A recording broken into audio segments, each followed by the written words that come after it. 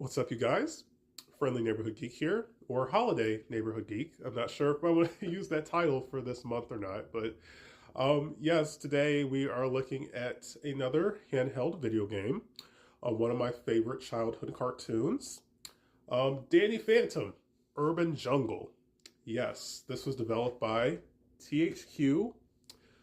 This came out, I believe, September of 2006. I could be wrong. Excuse me. And this is a sequel to Danny Phantom: The Ultimate Enemy, which was also on the Game Boy. Now this game, and I probably should have played this version, which I when I decide to go back and play this, I probably will. This game was on the DS and on the Game Boy, and there are a few graphical differences. So the DS one is probably the stronger version of the game, honestly. But for whatever reason, I decided to play the Game Boy one.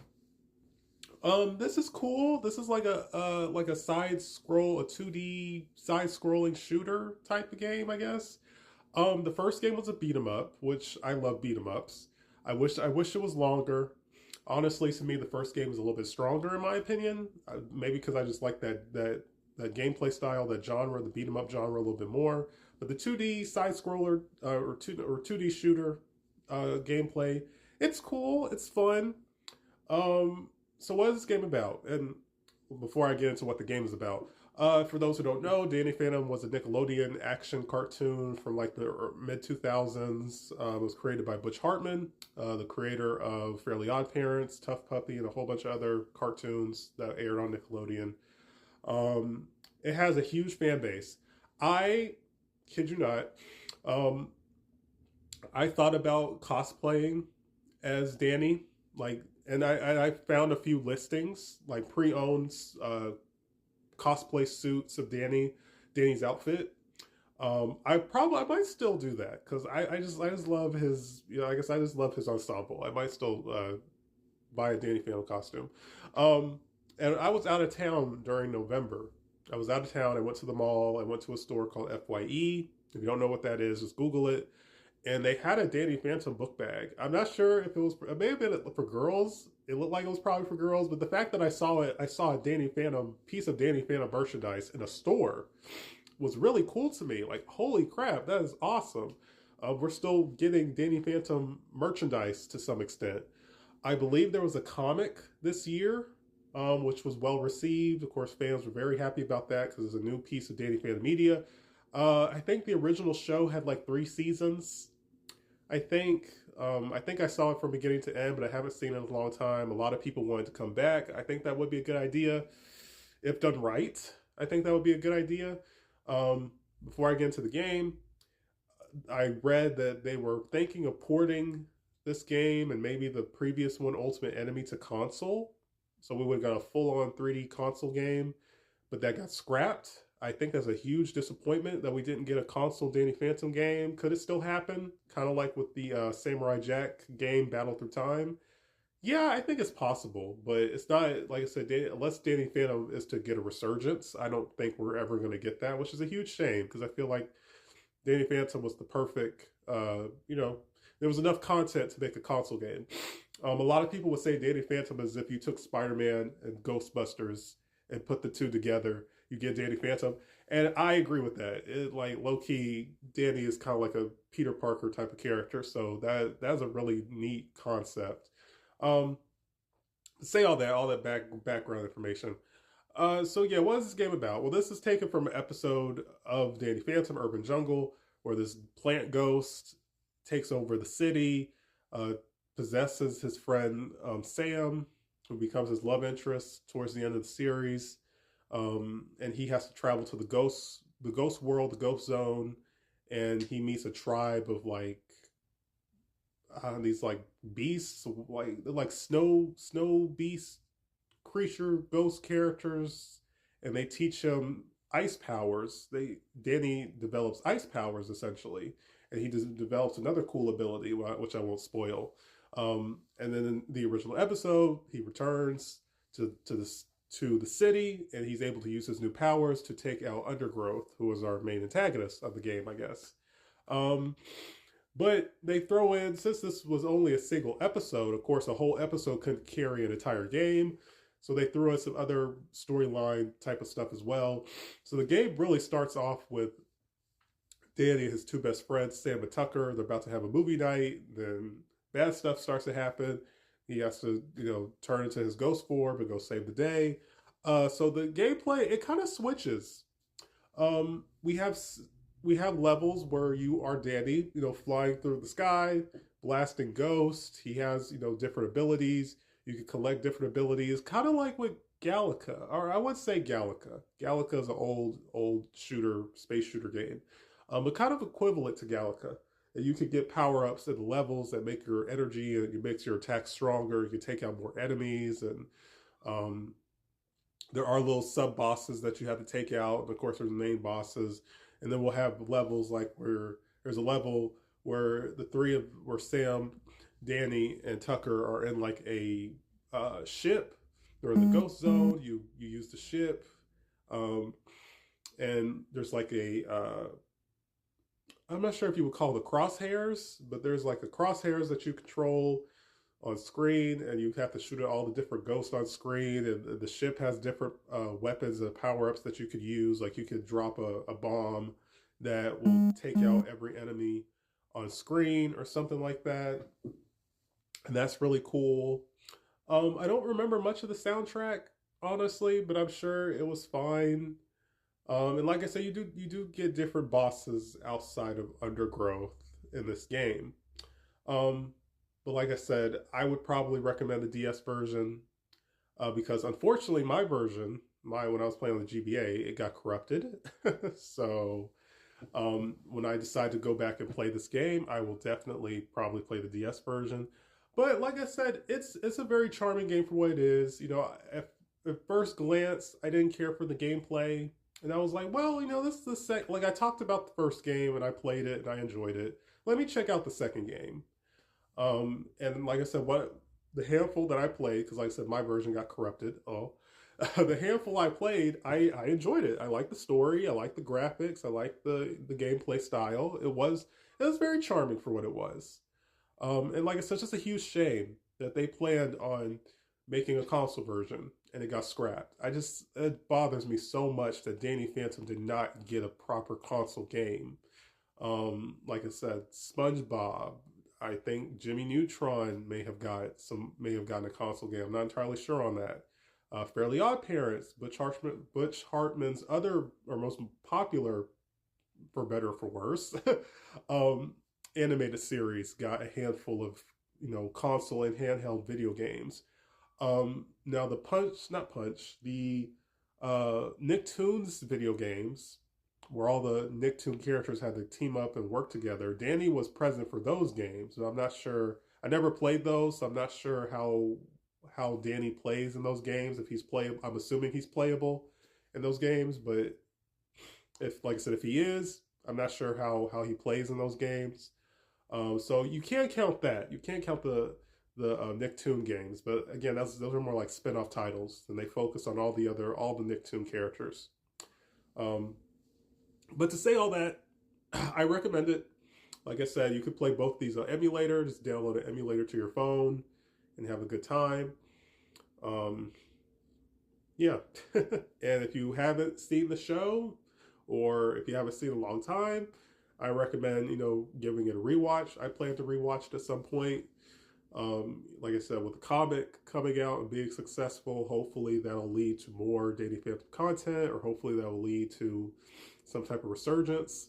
Because like I said, it's an awesome series, and Danny is an awesome character, and he should definitely make a comeback. Especially since, like I said, a lot of people felt like the show ended too early.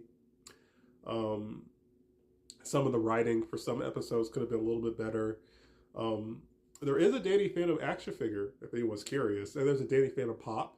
So if you're interested in merchandise, Danny Phantom collectibles, those exist. But I'm not sure how accessible that figure is. But yeah, like, comment, share. Like I said, I'll try to do some more holiday-oriented videos, and stay tuned for more. Peace, you guys. What's up, you guys? Friendly Neighborhood Geek here, or Holiday Neighborhood Geek. I'm still trying to debate if I want to call myself that for the month of December. Today we are looking at another Rankin Bass holiday special. This is probably one of the more forgettable ones, hence why I want to talk about it, because it's okay. It's different. They tried something different with this one. We are talking about or looking at the Leprechaun's Christmas Gold. This came out in 1981, I believe, December 23rd. This was directed by I'm trying to remember. Oh, Arthur Rankin Jr. and Jules Bass, the two people who created the Rankin Bass production company. Um, I don't remember. I didn't bother really looking at the voice cast. So I'm not even gonna get into that. But I do think the voice cast did fine with what they were given. And like I said, they tried something different with this. I give credit where credit is due. It's different, but at the same time, it's kind of forgettable. I don't even think it's an hour. I think it's like 40 minutes or something. So we have our cabin boy. I don't remember his name. His captain sends him to go to this island that they're sailing towards or near or whatever to get a Christmas tree for Christmas Eve. This island is inhabited by leprechauns. There are two different clans. And of course they're like, oh, we haven't seen a human in almost 2 centuries. So they, are observing our main character. They see that he's trying to get a Christmas tree. And it just so happens that the particular Christmas tree that he was digging up imprisons a banshee. Yeah, who's our antagonist of the movie. Of course, he doesn't know that tree is specifically to trap someone. So of course he accidentally releases her.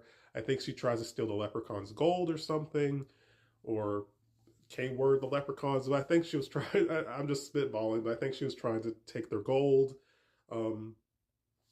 Our main leprechaun character, who hasn't been in contact with his family for reasons I won't get into.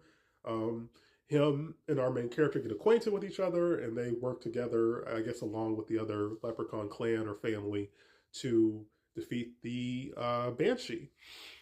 So like I said, what is interesting about this holiday special? Well, that it centers around leprechauns celebrating Christmas. Leprechauns are usually affiliated with St. Patrick's Day, not Christmas. So that in itself, I think, is very interesting. I do like, I do like I said, the puppets. I like the character models. I find it to be interesting. Like, if you're binging these movies, these Rankin Bass holiday movies, and you want to watch something a little bit different that's not going to take a lot of your time, yeah, you throw this on. Or if you have children, your children like these type of movies, maybe throw this on, see if it gravitates to them. It's just okay. It's okay for what it is. We have our antagonist being the banshee lady, the banshee. We have our main character. We have our resolution at the end. It's not a lot to it, honestly. That doesn't mean it's bad. It doesn't mean it's bad. It's simple. It's simplistic. I think you can find this on YouTube, or maybe you could, if you have a smart TV like me, you can look this up on your TV, talking to your remote, whatever, and it might be able to come up. But yeah, it's okay. I wish I had more to say. Like I said, I like it for what it is. It's different. Like I said, it's not too long. It's not too short. It's just the right time to play. Compared to the other specials, it's probably on the lower tier. I'm trying to think. I probably won't talk about the Christmas in July special. I could just never care for that one. I felt like it dragged on for too long. It was too slow. I didn't care for the story. The Frosty ones, maybe. There's one Frosty one they made in like the early 2000s. I tried to watch that. I cannot stand that movie. That movie is so dull. I feel like it drags for too long. It's boring. I might talk about that because that would just be a whole video of me just ranting about that crappy Frosty movie I don't care for. So maybe we'll talk about that. I don't know. I said Rudolph, like the more popular ones, I probably won't touch because they're well known. Like, why would I really give my opinion about a very well known property or movie or whatever? Like I said, I tend to kind of want to talk about the more obscure stuff. Hence why I'm talking about the Leprechaun's Christmas Gold.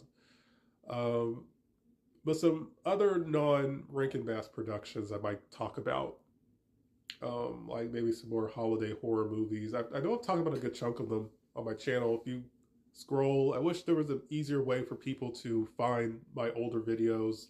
Like they had a better setup for how people could find videos on a person's page.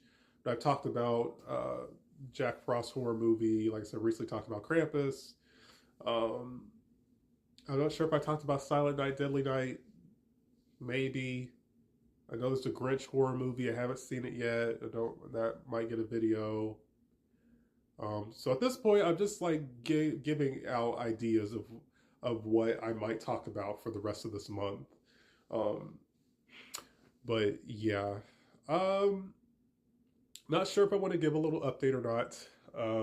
I've been busy with life stuff, and in the past, I mentioned I was looking into enlisting into the Air Force. Well, that has now changed to enlisting to the military, and that's been a process. So, like I said, if all that goes well, and I'm heading off to basic training, I'll probably make a video talking about that, the future of this page. I recently reached 1K on YouTube. And after I finish recording this video, I am going to record a YouTube video talking about that. So I'm very happy about that. 1K, it took me almost 10 years to get to 1K. So I'm trying to decide if I want to switch up the way I do content, maybe do like a tier list type of thing where I talk about, say I'm doing a tier list for Spider-Man movies or something. Just see if there's different type of content I want to do outside of my movie reviews. On my YouTube channel, I mostly focus on toy reviews for my personal collection. Toys are something I have a passion for. So we'll see. But like I said, I recommend The Leprechaun's Christmas Gold. If you're interested, check it out. If you grew up with these type of movies and you never heard of this one and you're curious, sure, knock yourself out, check it out. Like, comment, share, and stay tuned for more. Peace, you guys. What's up, you guys? Holiday Neighborhood Geek here, doing another holiday horror movie, or holiday horror movie, whichever you want to call it. This time on Jack Frost 2, Revenge of the Mutant Killer Snowman. So I talked about a few horror holiday movies, and I might talk about some more. Excuse me, I just have to make the time to watch those. So I think it may have been last year, I talked about the first movie, which came out in like 97. This one came out in 2000.